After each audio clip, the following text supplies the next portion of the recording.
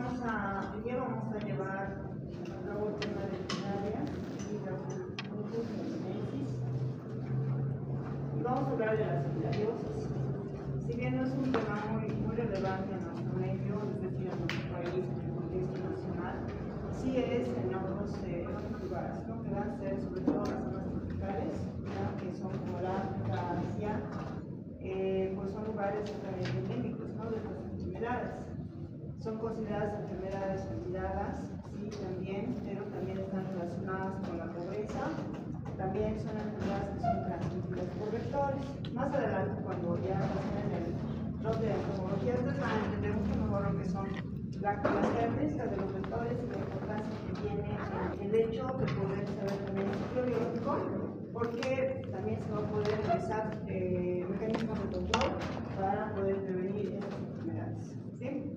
Entonces, decimos que esas van a ser unas enfermedades tropicales, que son de importancia médica, pero a nivel mundial van a causar enfermedades muy importantes en el hombre. Entonces, les he dicho que es más característico de los tropicales. En realidad es netamente característico y son enfermedades transmitidas por vectores, ¿no? De las cuales tienen como hospedadores a ciertos artrópodos que, además de ser hospedadores, van a ser también vectores. Van a formar parte de las enfermedades desatendidas, les decía que tienen bastante importancia y relevancia en muchos países, sobre todo en el África, no son más característicos en el África. De hecho, la OMS lanza cada vez propuestas para realizar medidas de control, así que va a estar actualizándose, ¿no? Y entre ellos va a ser la deforestación. Entonces, hemos hablado de África, también hablamos de otros lugares como Asia, Centroamérica y Sudamérica. Estos parásitos van a afectar el tejido linfático y también la piel, ¿sí? Y bueno, van a ser varias especies de parásitos, ¿no? De hecho, son un gran grupo de parásitos, pero los que voy a mencionar van a ser más, van a afectar lo que es el hombre, ¿no? Y van a tener mayor importancia médica. Entonces, lo que tenemos que saber de estos que van a ser un grupo de parásitos, de los que están aquí en la pantalla son los de mayor importancia.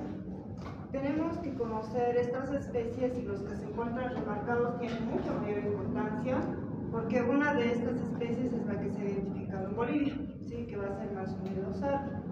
También tenemos otras especies que se van a encontrar en Latinoamérica, y entre esas, por ejemplo, tenemos en Brasil, se encuentran en Ecuador, en Paraguay, también se encuentran en Colombia y en Venezuela.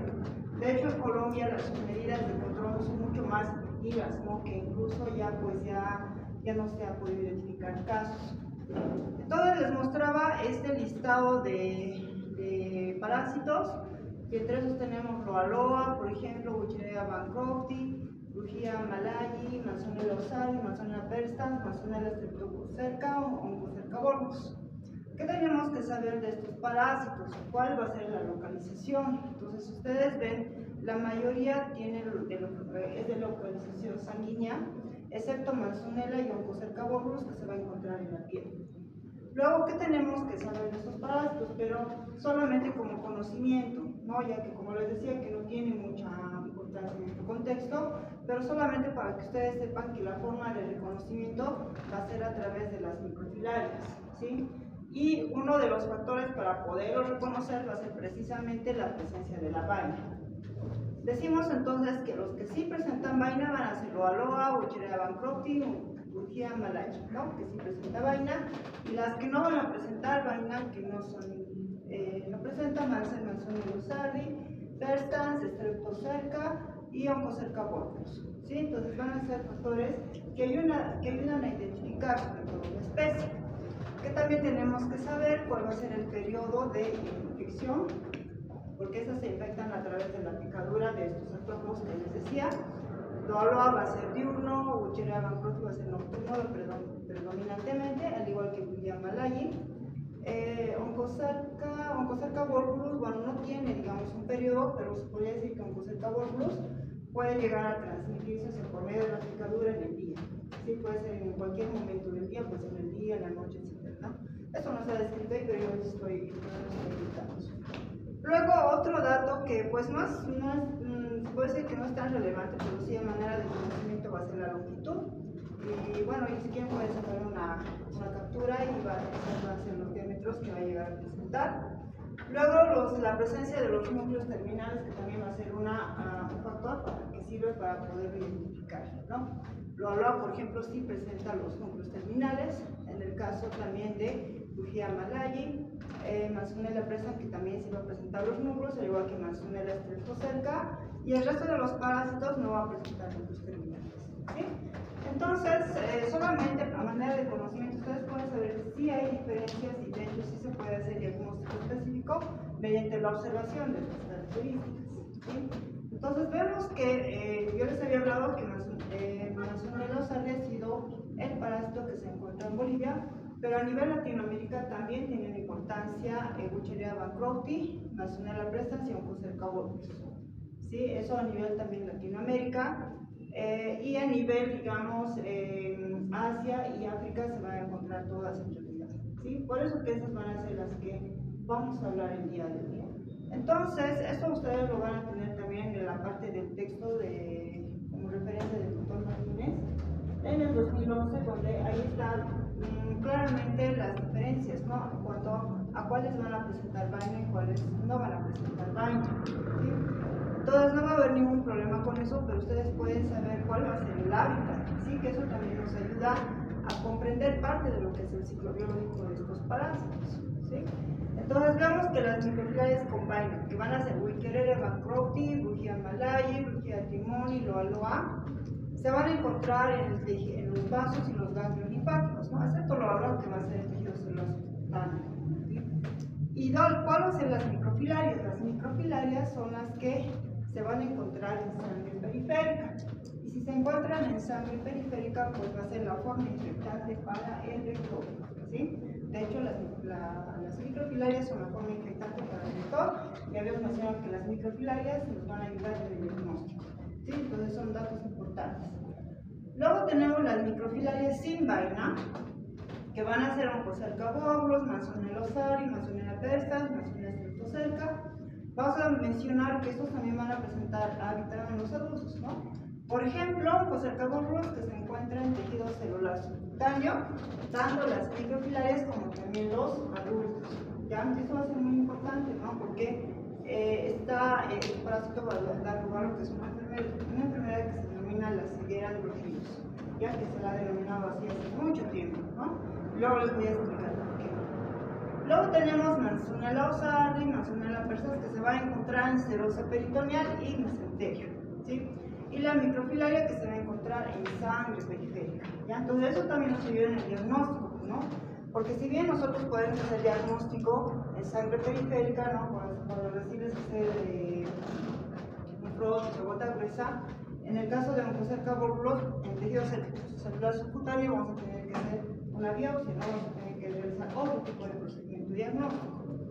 Y eso lo mismo sucede con Manzanella streptocerca, porque el hábitat de los adultos se encuentra en serosa peritoneal y en el mesenterio, y las microfilarias se encuentran en tejido celular subcutáneo, ¿ya? Entonces eso ustedes lo tienen en el texto, no hay mucho problema. Ustedes ya han visto lo que era la parte de los nematodos, ¿sí? Lo que en cuanto a las similaridades y su estructura morfológica, y van a ser unos parásitos prácticamente evolucionados, ¿no?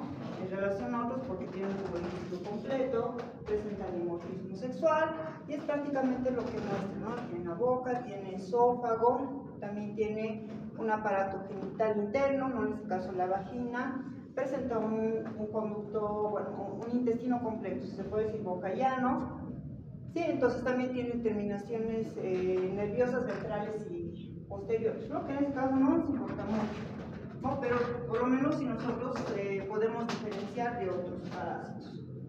Bien, entonces, este gráfico también resume algo de lo que les había mencionado en cuanto a la localización, ¿sí? Pero además, aquí nos está mostrando la distribución, donde se encuentra con mayor frecuencia estos parásitos. Entonces, habíamos mencionado que dentro de lo que es la clínica, las que son cutaneodérmicas van a ser estas especies. Miren, Loa, Manzanella perstans, Manzanella ossari, ¿sí? Y aquí nos dice dónde se encuentran los adultos y dónde las microfilarias, ¿sí? Entonces prácticamente estamos repitiendo, ¿no? Sin embargo, podemos aumentar que Loa, por ejemplo, se encuentra en África Occidental y Central. central, y el vector va a ser una mosca, ya que va a ser flujo TCP. A veces nosotros pensamos que solamente son los mosquitos, ¿no?, los que van a picar y nos van a transmitir infección, ¿no?, enfermedades parasitarias, ¿no? Pero también las moscas sí pueden ser, obviamente son otro tipo de moscas, otra especie de moscas, no las que conocemos. Se parecen sí, pero tienen sus características, ¿no?, morfológicas, que pues hacen que esas particularidades le den la característica de vectores biológicos. Luego tenemos Manzanella persistens, Manzanella sardi, que se van a encontrar sobre todo en estos lugares. Sí, miren, África Occidental, Central, Norte, también en Caribe y Sudamérica. ¿Sí? En este caso, por ejemplo, los vectores van a ser los mosquitos, que van a ser los culicoides. Ya, los culicoides se prefieren porque van a ser especies de culicoides. ¿Sí?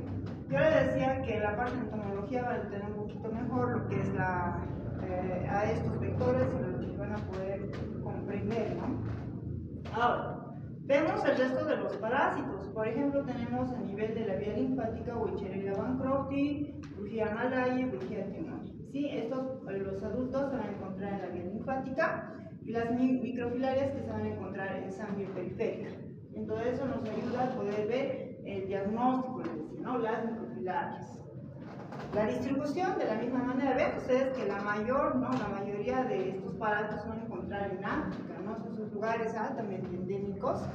Entonces nos dice África subsahariana, sureste asiático, el Pacífico occidental, Caribe, costas de Sudamérica, ¿sí? Y en caso de bujías, del género bujía, se va a encontrar en el sureste asiático, Timor, Islas Sonda, ¿no?, que son lugares pues también endémicos y característicos de estos parásitos. Es por eso que yo les decía que si bien, digamos, necesitamos conocer a estos parásitos, pero en nuestro contexto no son de mucha relevancia, ¿sí? Pero ustedes necesitan saber, y además es su cuenta también están, por otro lado. Entonces, jóvenes, los vectores van a ser también mosquitos, bueno, miren, mosquitos, todo lo que son generanófeles, Pulex, Aedes, ¿no?, Mansonia, van a ser los vectores que van a llegar a transmitir estas enfermedades parasitarias. ¿Sí? Ahora, finalmente tenemos las dérmicas. Las dérmicas que van a ser Onchocerca volvulus y Manzanella desertocerca. Ya, los adultos se van a encontrar en la dermis y también las microfilarias. Esto nos ayuda a poder ver, ¿no?, y de dónde vamos a obtener el diagnóstico y cómo vamos a saber para llegar al diagnóstico de especie. ¿Sí? Ahí también nos dice en dónde va a haber mayor localización y también nos menciona, ¿no ve?, a Latinoamérica también, que puede ser endémico en caso de Onchocerca volvulus, ¿no? Yo les mencionaba algunos países de América. ¿Cuáles van a ser los vectores? En el caso de Onchocerca volvulus tenemos a los inúmidos, que va a ser también unas moscas, y que ellos van a transmitir lo que es la parasitosis. Y en caso de Manzanella streptocerca también, que va a ser el mosquito, que son los culicoides. Creo que eso también lo van a encontrar en el texto. Sí, ahí también tienen, digamos, la explicación de los vectores. Esto también es obtenido del texto, entonces ahí creo que podemos observar que va a ser el ciclo biológico, ¿no? Aquí lo vamos a explicar mucho mejor. Los parásitos adultos, ¿no?, que se van a encontrar en diferentes tejidos según la especie, que ya les había mencionado qué especie corresponde y qué tejidos es donde se van a encontrar. Las hembras son las ovovivíparas, ¿no?, a diferencia de otros parásitos que van a eliminar huevos, estas van a depositar microfilarias directamente, que van a ser larvas, ¿sí? Estas depositan las microfilarias en su hábitat y dependiendo, ¿no?, por ejemplo, si las microfilarias se encuentran en sangre periférica, dependiendo de la especie, que va a ser, dicen, ¿no?, todas las especies excepto Onchocerca volvulus, ¿no? Y en el caso de estas microfilarias que van a encontrarse en la piel, que van a ser Onchocerca volvulus y Manzanella streptocerca, ¿sí? Los insectos, ¿cómo se van a infectar los insectos? Los insectos se infectan por medio de la picadura, ingieren sangre, ¿no?, que contiene estas microfilarias, que va a ser la forma infectante para los insectos, ¿no?, que van a ser los insectos vectores, que ya les he mostrado cuáles son los más importantes de acuerdo a cada parásito. Las microfilarias pasan a la musculatura del tórax, obviamente pasan primero por la vía digestiva definitiva, ¿no? Porque han ingerido al parásito, atraviesan lo que es la musculatura del tórax del insecto y donde se van a transformar. Ya ahí se transforman, no se multiplican, ya entonces valga la aclaración en este caso.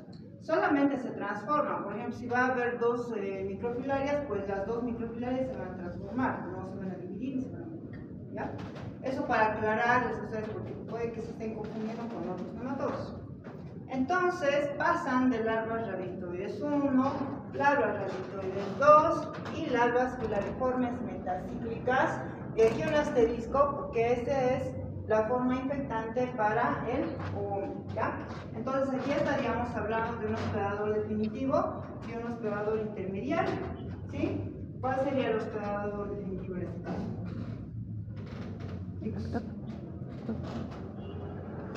¿Cuál sería el intermediario? Ahora, luego se han podido... Los vectores son intermediarios. ¿Y el hombre qué sería? Definitivo, ¿no ven? Entonces estaríamos hablando de hospedador definitivo porque alberga lo que es la forma adulta y el hospedador intermediario porque alberga la forma inmadura, ¿sí? Entonces, estas pasan, ¿no ven? Las larvas filariformes metacíclicas migran, ¿no? Por medio de las piezas focales del insecto. Cuando el insecto pica nuevamente, ¿sí? Las larvas filariformes metacíclicas van a llegar a infectar al hombre, ¿ya? Entonces la forma infectante para el hombre van a ser las larvas filariformes metacíclicas, ¿sí? Bien, los parásitos llegan a su hábitat, ya sea tejido subcutáneo, ya sea linfático, sangre, etcétera, llegan al hábitat y mudan, ¿sí? A larvas L4 y L5, donde esta madura y alcanza su estado adulto, ¿ya? Y una vez llega al estado adulto, tiene una madurez sexual, ¿no? Y como son, hay un dimorfismo sexual, son hembra y macho, entonces las hembras se fecundan, ¿ya? Y se reinicia lo que va a ser el ciclo, ¿ya? Entonces eso es prácticamente todo lo que es la explicación de la mayoría de estos parásitos. Ahora, para que conozcan un poco acerca de estos vectores, ¿no? Sobre todo que son insectos, ¿sí? La familia Culicidae, por ejemplo, tiene una morfología característica o caracterizado por presentar una probóscide, que va a ser un aparato bucal, presentan las antenas que son plumosas, presenta alas que son alargadas, tiene pelos, que son cortos, escamas, patas largas, que presenta ¿cuántos pares de patas? Unos 3 pares de patas, ¿sí? Pero sobre todo quiero que sepan que tiene un ciclo biológico completo, donde van a tener distintas formas, ¿no? Formas biológicas. ¿De qué manera? En que, digamos, los adultos generalmente colocan sus huevos, que los huevos los colocan en el agua, ya dependiendo, digamos, de la especie, ya sea en aguas limpias, aguas estancadas, ríos, etcétera. Pasa lo que es otro estadio, que es larva, y de larva pasa a otro estadio, que es pupa, y de pupa nuevamente pasa a adulto. ¿Ya? Esto se denomina un ciclo completo, en realidad, ¿sí? Ahora, esto es muy importante saber, ¿por qué? Porque nosotros, digamos, podríamos llegar a realizar ciertas conductas, ya sea de prevención, ya que es por parte de cada uno de los que componen una determinada comunidad, o parte también de un sistema de control, para poder eliminar, digamos, en alguna parte de este ciclo, ¿sí?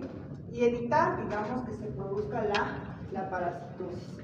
Ahora, pero no estaríamos hablando solo de filariasis. Ustedes más adelante incluso vamos a ver, y seguramente en bacteriología también bueno, en microbiología, ¿no? Su materia de ustedes, de microbiología, van a tocar el tema de la fiebre amarilla, ¿sí? Enfermedades parasitarias como ser el paludismo, el dengue, ¿sí? Y esas pues se alimentan de sangre, y al alimentarse de sangre van a transmitir estas infecciones, ¿sí?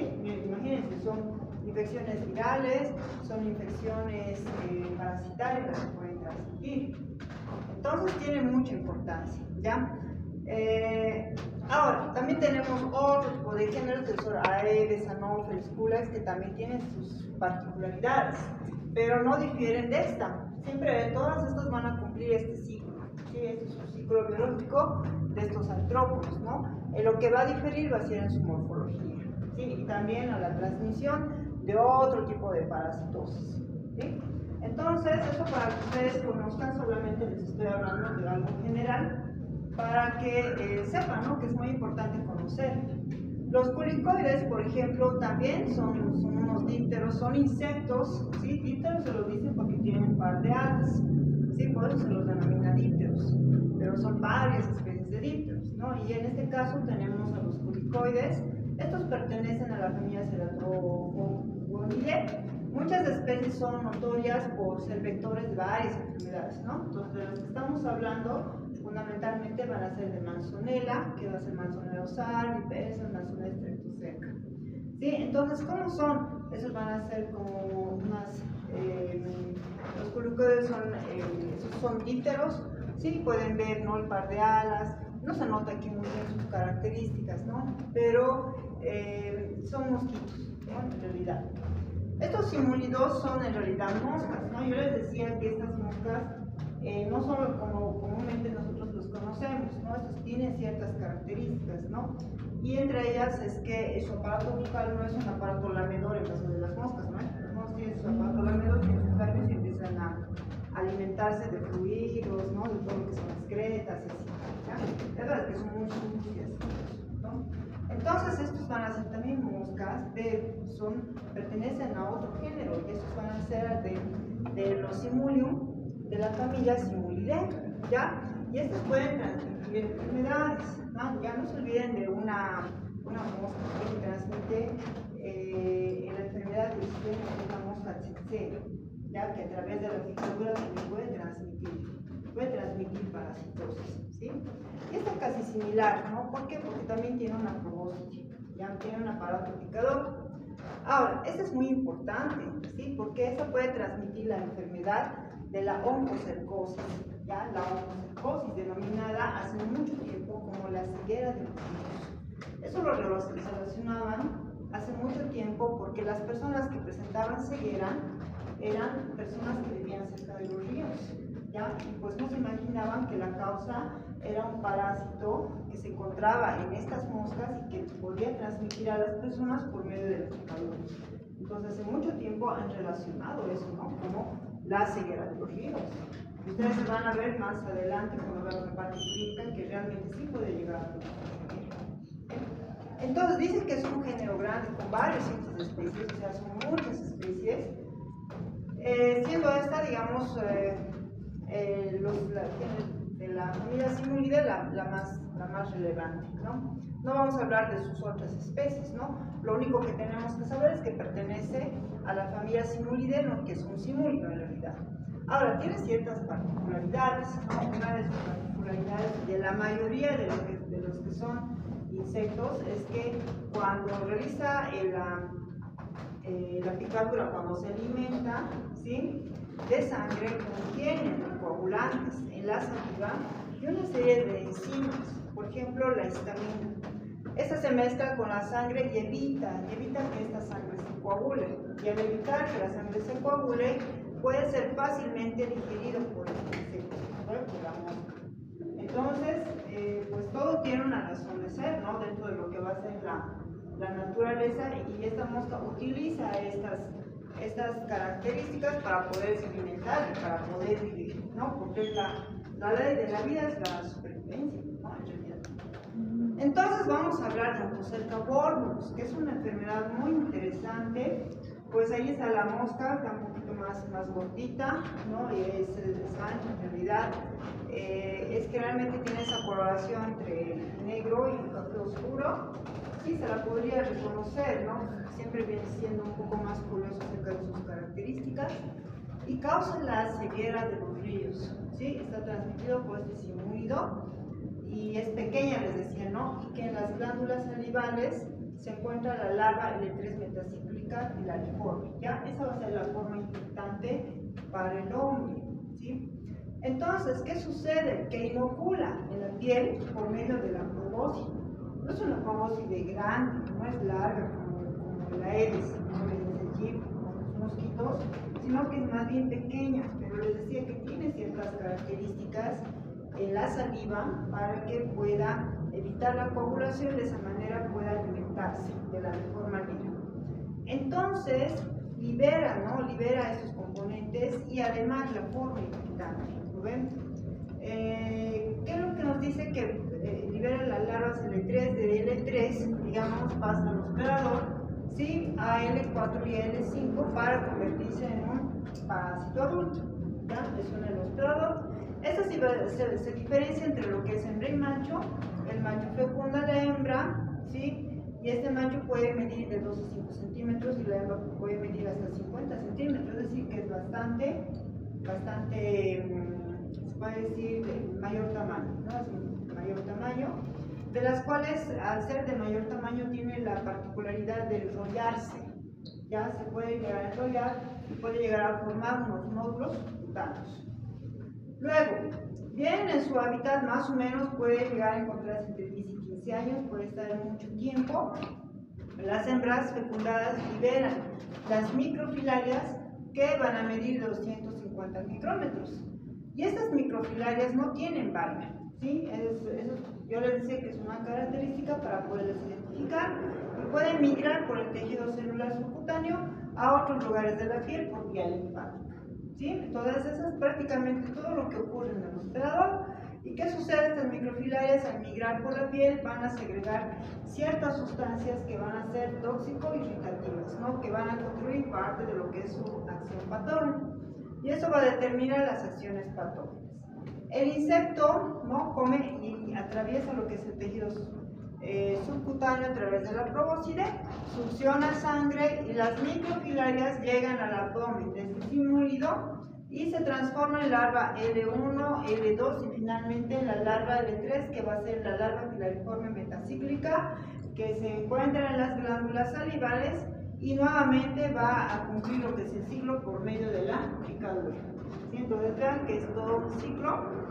Y lo que es importante en este caso, digamos, donde generalmente se van a encontrar estos parásitos, se van a encontrar en el abdomen, tejido celular subcutáneo en el abdomen, en el tórax y en cabeza, ¿no? Sobre todo. ¿Sí? Entonces, vean que este es el ciclo, ya, pero visto de otra manera, ¿no? Ahí tenemos a la mosca, ¿sí? Provee la saliva, pica al hospedador, no es el hombre sano. Miren cómo se va a formar. La larva entra a la piel y forma estos nódulos. Vean cómo se forman los nódulos, ¿sí? Y esas maduran y luego copulan y nuevamente, ¿no? Dentro de los huevos que se encuentran dentro del parásito, eliminan lo que van a hacer las microfilarias y migran en la piel, ¿sí? Puede llegar a la piel y puede llegar a migrar, ya hemos mencionado, en tórax, en abdomen, en escápulas, en cabeza también. Nuevamente la mosca puede llegar a picar al hospedador y se va a llegar a infectar, ¿sí? Se infecta y nuevamente cumple lo que va a ser el ciclo como les había indicado, ¿verdad? Como les había indicado, y nuevamente puede llegar a picar lo que es el hospedador y volver a cumplir lo que es el ciclo. ¿Sí? Entonces, eso es lo que ocurre en sí. ¿Cómo va a ser la etiopatogenia? ¿Ya? Entonces, nosotros ya hemos comprendido lo que va a ser el ciclo biológico, pero necesitamos también entender qué es lo que sucede con el hospedador. Entonces, estos módulos subcutáneos que forman lo que son los cercobóbulos no suelen ser dolorosos, ¿no? En cambio, pueden llegar a ser asintomáticos. Y a simple vista no se podría llegar a apreciar, ¿no? Pero cuando ya van creciendo sí pueden presentarse como unos nódulos, unas tumoraciones. Ya les había mencionado, en el tórax puede ser espalda, escápulas, cabeza. La hembra es la que va a formar este nódulo, ¿no? Y se lo denomina como oncocercoma, ¿ya? Oncocercoma, es lo que va a llegar a formar. Esta migración va a causar muchos nódulos y una lesión realmente traumática, porque este parásito va a lesionar lo que va a ser este tejido, ¿sí? Y con su cuerpo, que va a ser como un parásito relativamente grande, pero su principal acción patógena lo hacen las microfilarias. Las microfilarias tienen una característica, ¿no? de eliminar ciertas sustancias tóxicas y que va a dar, digamos, una acción tóxica proinflamatoria y además inmunoalergénica. Es tóxica, ¿no? Porque va a llegar a migrar por el tejido celular subcutáneo, y además a medida que va migrando, va liberando sustancias que son tóxicas y forman un proceso inflamatorio crónico, ¿no? Entonces, como ustedes pueden ver, esas manitos, que si bien pueden ser de una persona, digamos, de origen africano, se vuelven mucho más oscuras, ¿no ven?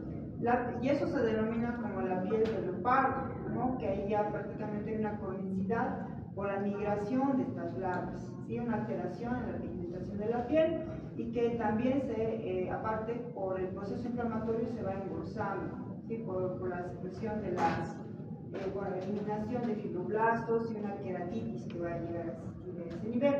Por lo tanto, se arruga y puede llegar a escocer, producir prurito, puede ser hiperpigmentado, puede ser hipopigmentado, ¿sí?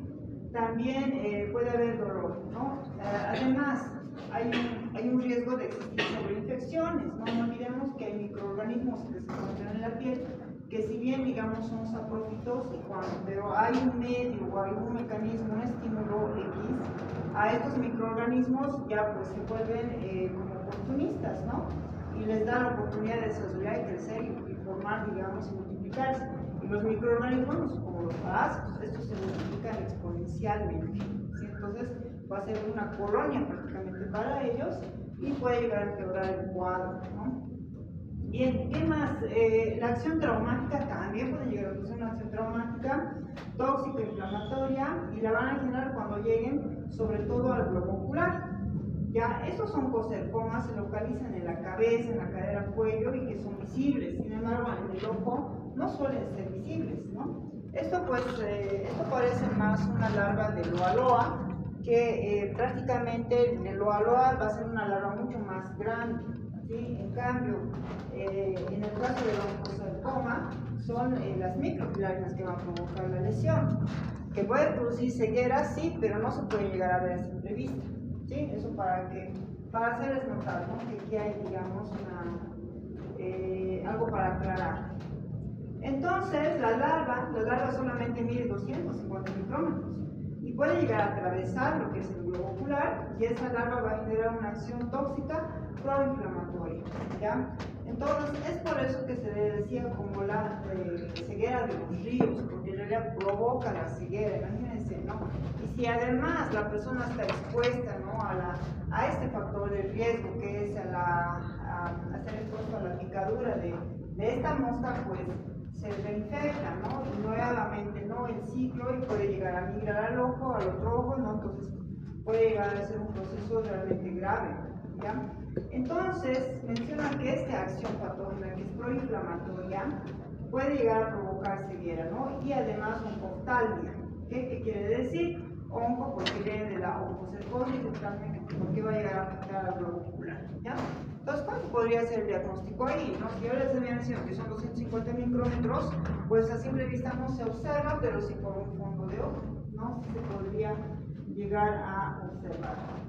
Entonces, dentro de lo que son las manifestaciones clínicas, van a ser las oncodermatitis, ¿no?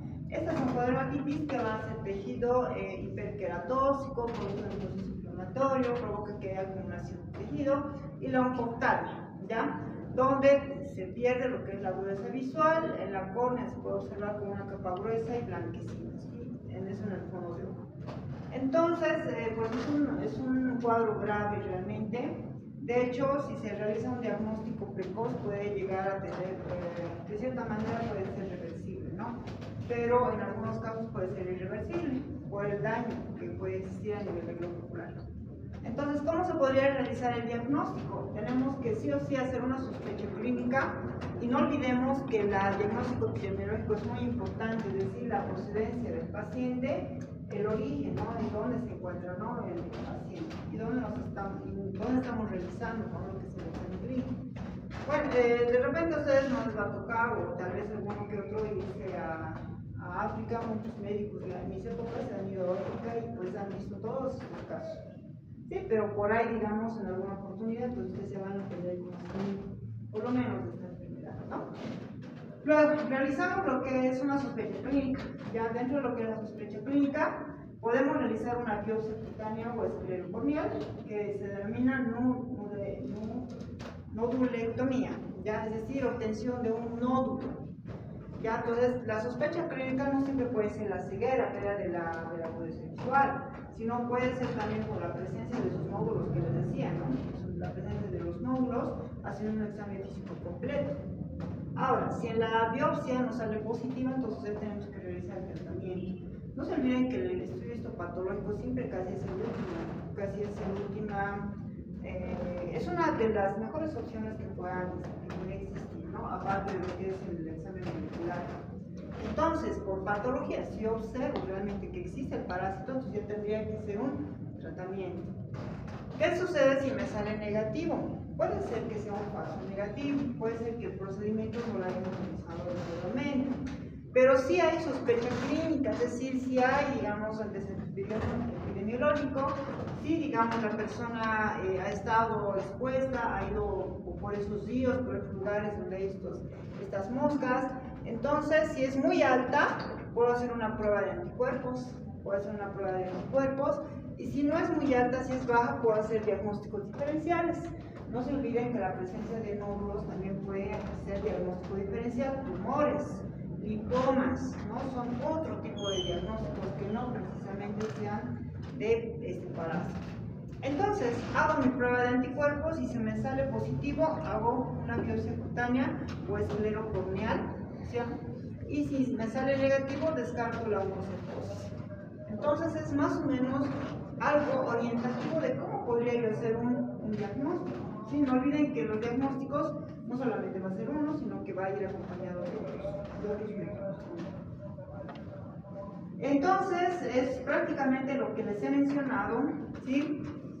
Se realiza diagnóstico clínico epidemiológico, realizamos biopsia, examen oftalmológico, nodulectomía y podemos también realizar unos test que se utilizaban, ¿no? Que consistían en administrar 50 miligramos de carbamicina y donde se produce en el paciente prurito, por ejemplo, a los 15 minutos, una erupción papular, mialgias, atralgias, edema, fiebre, malestar general. Entonces, pues esos eran síntomas mucho más acentuados, ¿no? Era como un estímulo para que se pueda llegar a acentuar y poder verificar el diagnóstico, ¿no? Pero pues eso no se utiliza mucho, no es con mucha frecuencia, pero sí en algún momento lo han realizado. ¿Sí? Después, ¿qué más? Hemos mencionado el estudio patológico, se observan aquí, vean las microfilarias, se puede realizar el fondo de ojo, se puede hacer una nodulectomía, ¿sí? Es decir, se hace una sección del lugar donde se encuentra el nódulo y se obtiene un pedazo de tejido, ¿sí? Y eso se lleva a microscopía, ¿no? Por patología. ¿Cuál va a ser el tratamiento? El mejor tratamiento va a ser la ivermectina. ¿Sí? La ivermectina se ha utilizado inclusive como una desparasitación masiva. La OMS actualmente lo aplica, ¿no? En estos lugares altamente endémicos. Ahora, puede ser aplicado de distinta manera. Esto, por ejemplo, no es ley, ¿no? Pero van a ver que existen diferentes esquemas y los esquemas van a depender también del grado de afectación, va a depender de la localización.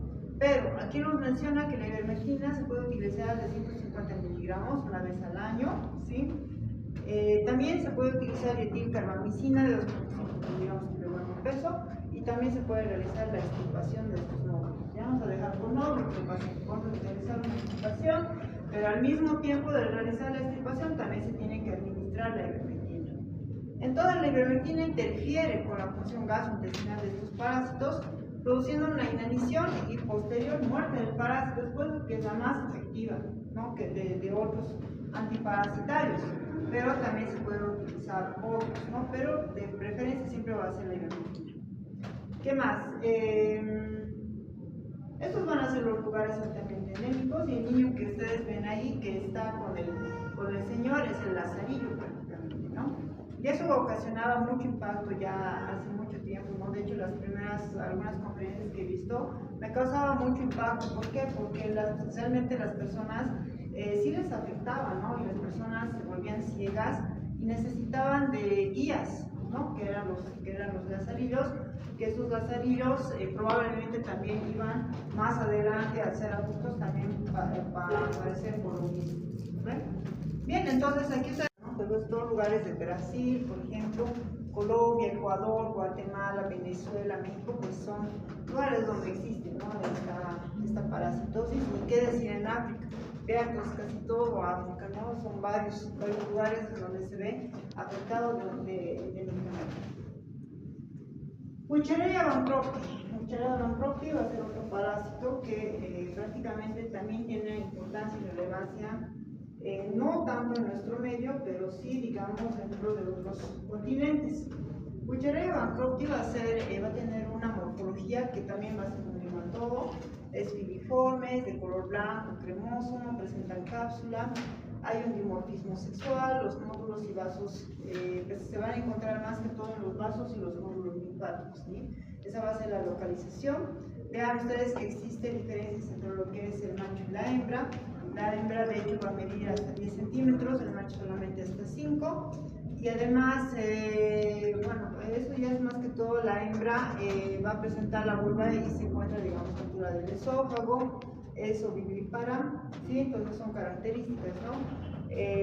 Dentro de lo que va a ser la biología, pero se va a encontrar los cambios linfáticos, ¿no? Y vean, esto es todo lo que es la cadena ganglionar, donde anatómicamente ustedes ya lo conocen, y estos van a ser todos los que son los vectores responsables, ¿sí? Los vectores responsables van a ser la mayoría, cuando en realidad son todos los denominados mosquitos, porque van a tener sus respectivos probóscides, como ser Aedes albopictus, Aedes aegypti, Anopheles, Culex, ¿sí?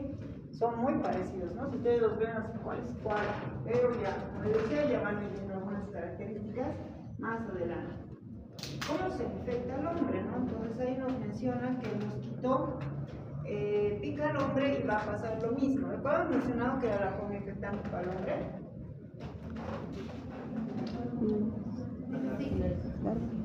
¿Cómo? Metacíclica, ¿no ve? Entonces, es lo mismo lo que ocurre. ¿Cuál va a ser la diferencia? Va a ser la localización. En este caso van a ser los ganglios linfáticos, ¿no? De igual manera pasan en distintos estadios, ¿sí? Llegan, digamos, a madurar en hembra y macho, y estos van a dar lugar a lo que son las microfilarias, ¿no? Estas microfilarias van a ser nuevamente ingeridas por los mosquitos, y los mosquitos nuevamente van a pasar sus estadios larvarios, ¿sí? El 1, el 2 hasta llegar al E3, hasta volver a la forma infectante. Entonces, eso es prácticamente lo mismo. Aquí, ¿qué es lo que va a diferir? Va a ser la localización, ¿ya? Pero ¿qué tenemos que saber de esto? La patogenia. La patogenia es distinta, ¿no? Es distinto a lo que hemos llevado anteriormente. ¿Por qué? En este caso, cuando liberan las microfilarias, constantemente van a desencadenar una reacción inflamatoria local, ¿sí? Y como se va a encontrar en la vía, en la cadena linfática, van a ver que el mayor impacto que va a llegar a causar va a ser la formación de unos granulomas, ¿sí? Va a formar unos granulomas, y que además va a provocar que haya una fibrosis, y esta a su vez por la acción de ciertas sustancias tóxicas de este parásito también va a provocar acciones inmunoalergénicas, ¿sí? Que van a contribuir a estas microfilarias en este proceso para que puedan llegar a producir mayor lesión, mayor daño. Entonces, este parásito, o sea, producir todos estos mecanismos de acción patógena, va a provocar una acción mecánica obstructiva en donde, a nivel de esta vía linfática. Por lo tanto, si es obstructivo, ¿qué va a suceder? Va a provocar una retención de líquidos, ¿no? Y al producirse una retención de líquidos, provoca edema en los miembros inferiores, ¿no? Ustedes vean, ¿no? Ese es el denominado elefantiasis. Yo he tenido, bueno, la oportunidad en el Hospital Obrero, ¿sí? Cuando estaba haciendo uno de los turnos, hemos visto a pacientes, han visto las botas, ¿sí? Botas, parece botas en realidad, ¿no? Y obviamente, pues este paciente parecía que era, pues, trabajaba en Beni, claro, había migrado desde Brasil, ¿sí? Entonces se vino a La Paz para realizarse su tratamiento, porque creo que también estaba asegurado en la caja. Pero era impresionante, y además no era suficiente la bota, sino que además tenía úlceras y estaban infectadas. Entonces nosotros cada vez que venían emergencias teníamos que realizar la curación, pero era impresionante el tamaño que tenía este miembro afectado, ¿sí? Pero al igual que el miembro afectado, ¿ustedes qué creen que es esta parte? ¿Qué se imaginan? Es una bolsa escrotal. que también puede llegar a afectar a ese nivel, ¿sí? Puede llegar a producir orquitis, a nivel de la bolsa escrotal, siendo, digamos, un tejido bastante laxo, puede también provocar, digamos, este proceso inflamatorio. Entonces obstruye, ¿no?, esos conductos linfáticos y puede ocurrir después de muchos años, ¿no? Pues prácticamente este paciente ha debido dejar, no ha debido dejar que pase, que pase y que no, pues no se realizó ningún tratamiento ni nada, pues ha llegado hasta ese punto, ¿no? Hasta donde se ha infectado y una vez que se ha infectado recién prácticamente le ha ocasionado mayores síntomas, ¿no? Que también suele ser asintomático. Entonces, pasan muchos años, ¿no?, de esta fibrosis linfática, y en una fase aguda puede haber un poco de dolor, ¿no?, y en vasos linfáticos, y aunque las infecciones pueden ser asintomáticas, lo que sí puede haber, y es muy importante, es que hay eosinofilia, ¿no? De hecho, hay eosinofilia no solo en esta parasitosis, sino en todas las filariasis, ¿ya? Eso va a ser otro dato importante, ya la eosinofilia. En algunos casos puede existir una hipereosinofilia, puede llegar hasta 40%. Bien, entonces, repitiendo un poquito sobre lo que son manifestaciones clínicas, y esta vez un poco mostrando lo que es una fase aguda y una fase crónica, podemos ver algunas diferencias, ¿no? En una fase aguda puede existir solamente edema, el enrojecimiento y el edema del miembro afectado. Pero sin embargo, vamos a una fase crónica, cuando llega una linfangitis, puede existir ya el aumento mucho más importante, el aumento de tamaño del miembro afectado. Y cuando decimos elefantiasis, nos imaginamos, ¿no? ¿Por qué le dicen elefantiasis? ¿Por qué? Porque tiene mucha relación. O sea, las patas del elefante son como arrugadas, son como anchas, ¿no? Entonces tiene ese aspecto. Y yo les puedo asegurar que es prácticamente así, ¿sí? Aquí, por ejemplo, miren cómo se encuentra el miembro. Pero no ha sido esto suficiente. Era así grande, era ancho, bastante, ¿no? Entonces, pues causaba mucha impresión. Ahora, en esta fase aguda, dicen, después de un periodo de incubación variable de 1 a 18 meses, se pueden presentar estos primeros síntomas, ¿sí? Ahora, yo les decía que no solamente el miembro inferior van a ser afectados, ¿no? Son ganglios linfáticos. También puede llegar a afectar a nivel inguinal, ¿sí? Cuando está a nivel inguinal, puede de alguna manera producir lo que es epidimitis, orquitis, hidrocele, ¿no?, el aumento de la presencia de líquido en el espacio escrotal, linfadenitis y abscesos, ¿sí? Puede existir también una afectación a ese nivel. Había una imagen de unos africanos que prácticamente el escroto lo tenían pues demasiado inflamados, como callos, así, ¿no? Y les han sacado fotografía. Si ustedes se ilustran un poquito y averiguan un poco de la parte de esta parasitosis, también van a poder ver ya en las imágenes. De Saline, ¿no? Estamos hablando de reacciones alérgicas, ¿ya? También pueden existir reacciones alérgicas como ser eritema, urticaria, conjuntivitis y pues eosinofilia laboratorial, ¿ya? Pero una vez que se presenta, como dice, puede durar solamente un tiempo. Ya, ahora hablamos de la fase crónica. Ya, en la fase crónica, realmente, como les mencionaba, pues puede estar muy afectado lo que son las extremidades, ¿no? A medida que va pasando el tiempo, entonces también los síntomas se van exacerbando. Como existe la obstrucción linfática, ya con esta producción de puede existir una producción de quiluria, ascitis, hematuria, proteinuria. Puede llegar a afectar inclusive la función renal, y de esta manera se manifiesta, excepto la parte de la ascitis, que es la presencia de líquido en la cavidad abdominal. De alguna manera, como los linfáticos, los ganglios linfáticos drenan líquido, ¿no ven? Si se obstruyen, también puede llegar a pasar lo que va a ser el líquido al espacio, ¿no?, al espacio intersticial, y de esa manera provocar la extravasación de agua. Entonces se ve comprometido también el pulmón, y muchas veces puede simular, aquí dice eosinofilia, pero quería decir más que todo la parte del síndrome de Leber, que van a ser la tos, dificultad respiratoria, ¿sí? Obviamente con eosinofilia. Miren, esas son las imágenes que yo les decía. Esto es un escroto, ¿sí? Miren cómo está inflamado. Prácticamente, como el tejido es súper laxo, entonces puede ser, bueno, en literatura es complaciente a la presencia de líquido, es decir, que se puede estirar, ¿no? Ahí vean, ¿no? y este también va a ser la famosa elefantiasis, ¿no? En ambos miembros. Aquí va a ser unilateral, aquí puede ser bilateral. Entonces puede llegar a afectar de forma muy importante. Este va a ser lo que es el ciclo biológico. Bueno, eso ya lo habíamos mencionado. Tenemos entonces que la especie va a ser más común, entonces lo que va a ser una filariasis linfática. Ya sabemos que son los artrópodos los que van a llegar a ¿cómo se dice?, transmitir lo que es la parasitosis. Son varias especies de mosquitos, tienen una predisposición nocturna, ¿sí? A diferencia de la parasitosis que puede ser diurna y nocturna también. Van a estar infectados en muchos, en todo puede ser a nivel mundial, como 90 millones de personas, ¿sí? Obviamente los lugares donde les he dicho, ¿sí? También puede ser China, India, Indonesia, que van a ser los más afectados, y existe también una transmisión congénita por el hecho de que puede llegar a migrar, ¿sí? Puede llegar a migrar. Bien, ¿cómo se realiza el diagnóstico? Entonces, muchos diagnósticos se realizan en base a la parte clínica y epidemiológica, ¿sí?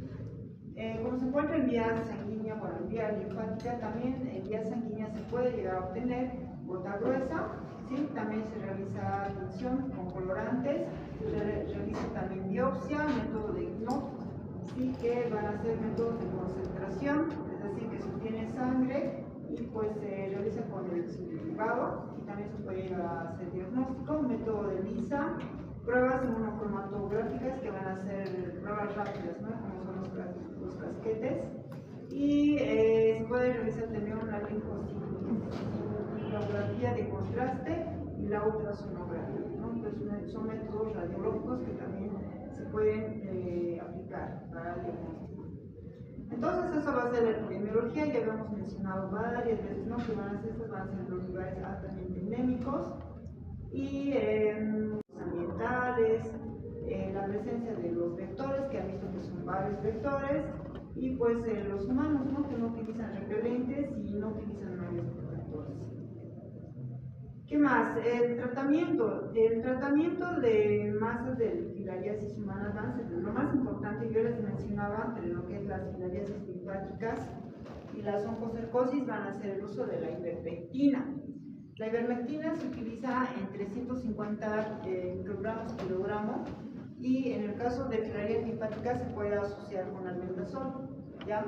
En el caso de la oncocercosis puede utilizar solamente una, pero yo les decía mucho depende de los años, ¿no? En este caso, si es linfática, puede ser por 5 años, y la oncocercosis puede ser durante 15 años. Para realizar una desparasitación masiva, entonces la OMS nos recomienda que por lo menos tienen que ser durante 5 años, y cada año se tiene que realizar la desparasitación una vez al año por 5 años. Si no se realiza este procedimiento, pues difícilmente se va a poder realizar un control de esta desparasitosis, ¿no? Uno de los países que ha logrado realizar y ha llegado a cumplir tal cual como era la OMS, la propuesta, ¿no?, en cuanto a la desparasitación masiva, es justamente Colombia. Es por eso que ya no se han reportado ya casos, ¿no?, de este tipo. Entonces eso va a ser muy importante, ¿no? No tiene que estar interrumpida, ¿ya? Entonces se tiene que llegar a administrar. Los padres se tienen que contar con el medicamento, con el personal apropiado, con el presupuesto apropiado, y pues de esa manera puede llegar a evitar. ¿Cómo se realiza la prevención y control? El mejor mecanismo de control va a ser la desparasitación masiva, ya definitivamente. ¿Cómo se puede llegar a prevenir? Se puede llegar a utilizar lo que son los mosquiteros, obviamente, protegiendo a los niños, ¿no? Muchas veces las señoras van a los ríos, ¿no?, y dejan a sus niños expuestos, ¿no? Entonces el uso siempre de los mosquiteros durante el día, durante la noche, el uso de los repelentes, y obviamente no evitar el ingreso a estos ríos, porque en estos ríos son donde se van a encontrar los mosquitos, ¿sí? En el caso de en ambos casos, ¿no?, va a ser muy efectivo esta medida de prevención, ¿no?, el uso de repelentes, sobre todo, y las mangas largas. Entonces la ivermectina ya hemos hablado, y pues bastante eficiente. Medidas de prevención y control, eliminación, reducción de los vectores, también yo les decía que es muy importante saber lo que es el ciclo biológico, ¿no ven? Porque la eliminación de criaderos también va a ser un mecanismo de control. ¿Sí, chicos? Entonces, bueno, eso en cuanto. Manzanero-sal. Manzanero-sal va a ser algo más cortito. Este no es un parásito que se encuentra en nuestro medio, porque ni siquiera se encuentra en Latinoamérica, pero solamente para que ustedes sepan que este Manzanero-sal no tiene vaina, ¿sí? Y más o menos presentan una cola en punta y los núcleos caudales no llegan hasta el final, ¿no? Ya es la única especie, ¿no? Que hay, esa Manzanero-sal decía en Bolivia, ¿no? De hecho, sí o sí tengo que hablarles porque sí esa se ha encontrado en Bolivia. Pero se ha reportado, pero eso no quiere decir que es de mayor frecuencia, o sea, es decir que no hay muchos reportes, pero sí se ha llegado a encontrar. Entonces, ¿dónde se encuentra este parásito? Se va a encontrar en las cerosas subcutáneas y pues está la hembra y el macho y ahí donde liberan las microfilarias. Estas se van a dirigir hacia la sangre y van a ser por medio de la picadura, y estos insectos van a ser los denominados polvorines, ¿ya? Con los vectores, y estos desarrollan y nuevamente inoculan y van a ser por medio de las larvas y las flores metacíclicas. Es decir, lo único que aquí ha cambiado va a ser el lugar, ¿no? El lugar donde se van a encontrar el adulto, ¿no? Que va a ser la región peritoneal. Luego todo es lo mismo, ¿sí? Esta va a ser Manzanero sardi, hembra y macho, bueno, los mosquitos húmidos y los culicoides. Estos van a llegar a atravesar igual por medio de la piel, ¿sí? Igual van a ser adultos, van a llegar adultos y van a poder eliminar las microfilarias. Y estas microfilarias nuevamente van a ser digeridas por los mosquitos y van a cumplir nuevamente el ciclo. Lo único que aquí ha cambiado va a ser la región, la localización. ¿Cuáles van a ser las acciones? En humanos se va a producir lo que es una acción traumática, de repente también explosiva, mecánica o obstructiva, ¿sí? Dentro de la sintomatología puede llegar a ser asintomático y puede ser uno de los factores de los cuales puede provocar dolores articulares, ¿sí? Entonces, también altamente sospechoso cuando las personas en estos lugares tropicales, como ser Santa Cruz, Tarija, el Chaco, pues presentan, digamos, artralgias. También puede llegar a presentar dolor de cabeza, algunos síntomas respiratorios o de adenopatías, ¿sí? Y más o menos se puede ver el trayecto así, ¿sí? Inicialmente por reacciones alérgicas. Este va a ser el diagnóstico y este va a ser el tratamiento. El diagnóstico va a ser muestra de sangre. Se puede realizar también hematoxilina, giemsa, pruebas de ultrasonido para microfilaria, y el tratamiento es efectivo también la ivermectina y la dietilcarbamicina. Muchas veces también se puede llegar a combinar con albendazol o leonazol. Lo mismo, ¿no? En cuanto al control y la prevención, va a ser evitar las aguas estancadas, los topillos, las trampas, los insectos. Draculuncus, no sé si esto van a pasar también. No sé si está en su programa. ¿Sí? Draculuncus medinensis también va a ser una parasitosis donde su hábitat va a ser en la cerosa abdominal. Este Draculuncus pues también tiene ciertas particularidades, son también nematodos, solamente que los machos van a medir 40 milímetros de largo, ¿sí? Y las hembras de 60 a 80 milímetros de largo. Ya esos van a diferir, obviamente las hembras van a ser de mayor tamaño. Y este va a ser el ciclo biológico, ¿no? En este caso ya no van a participar los vectores, que son los artrópodos, sino que van a participar los copépodos. Estos copépodos se van a encontrar en el agua, y el humano puede llegar a ingerir esta agua contaminada por los copépodos infectados con larvas erécteis, ¿sí? Una vez que ingiere el hombre, entonces en el tubo digestivo, en el vaso intestinal, ocurre lo que es el dimorfismo sexual, y de esa manera la hembra se fecunda, pero a diferencia, digamos, de los otros, que la por de la picadura, en este caso la hembra sobresale, ¿no? Y sobre todo sobresale la parte donde se encuentra el útero, ¿sí? A través de la piel, sobresale y sobresale por medio de la piel, y este puede llegar a ser infectado el copépodo, ¿no ven? Y nuevamente cumplir lo que es el ciclo biológico en el copepote, ¿no? Donde las larvas del rescuno continúan lo que va a ser eso, ¿ya? Entonces, al salir la larva, ¿sí? Va a provocar prurito intenso, náuseas, vómitos, diarrea, puede ocasionar porque está ingiriendo una agua contaminada. El diagnóstico puede ser mediante la observación, ¿sí? El tratamiento suele ser la extracción y ustedes pueden percibir ahí, es prácticamente un palillo, ¿no ven? Donde se enrosca y prácticamente se saca manualmente, ¿sí? Este tampoco no lo tenemos mucho en nuestro medio, ¿sí? También está en su texto, por si acaso. Ya no es nada, digamos, que no les haya hablado de su texto. No sé si tienen alguna pregunta, nos hemos extendido un poco.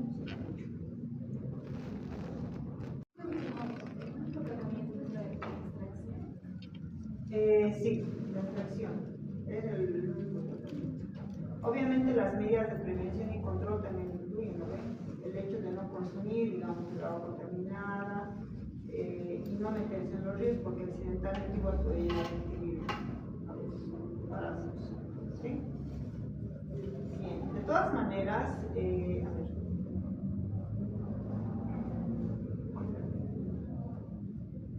No, sería la extracción.